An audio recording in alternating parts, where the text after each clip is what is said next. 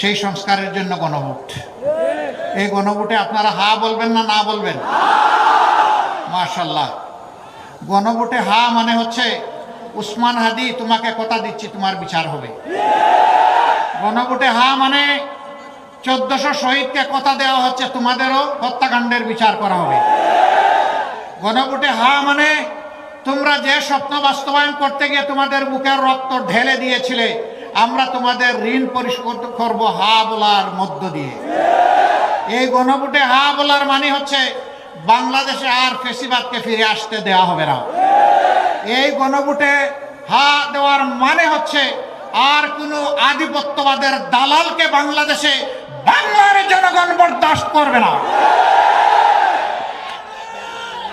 এই গণভোটে হার মানে হচ্ছে কোন চাঁদাবাজের অস্তিত্ব বাংলার জমিনের উপর বরদাস্ত করা হবে না। এই ব্যাপারে পুরোপুরি লাল কার্ড। এই কয়টা মানুষ আপনারা হা ভোট দিলে হয়ে যাবে? প্রত্যেকটা ঘর এবং ব্যক্তিকে জাগিয়ে তুলতে হবে। আমার অধিকার আমার দেশ, গর্ব আমার সোনার দেশ।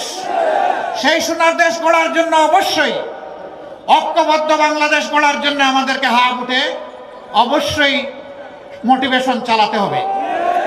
দ্বিতীয় ভোটটি দিবেন আপনারা 10 দল একত্রিত হয়েছে, যেখানে যে দলের হাতে আমরা যে মার্কা তুলে দেব, আপনি এই 10 দলের যে দলের কর্মী সমর্থক শুভাকাঙ্ক্ষী ভোটার যাই হবেন, আপনি ওই মার্কার পক্ষে দাঁড়িয়ে যাবেন, ওই মার্কাকে বিজয়ী করবেন। এটা দেখবেন না কার কর্মী আছে কার নাই, কার এজেন্ট দেওয়ার সুযোগ আছে কার নাই, এগুলো মোটেই দেখবেন না। আমরা 10-এ মিলে হারতে চাই না, আমরা 10-এ মিলে ইনশাল্লাহ জিততে চাই। আপনারা এইভাবে কাজ করবেন? আলহামদুলিল্লাহ।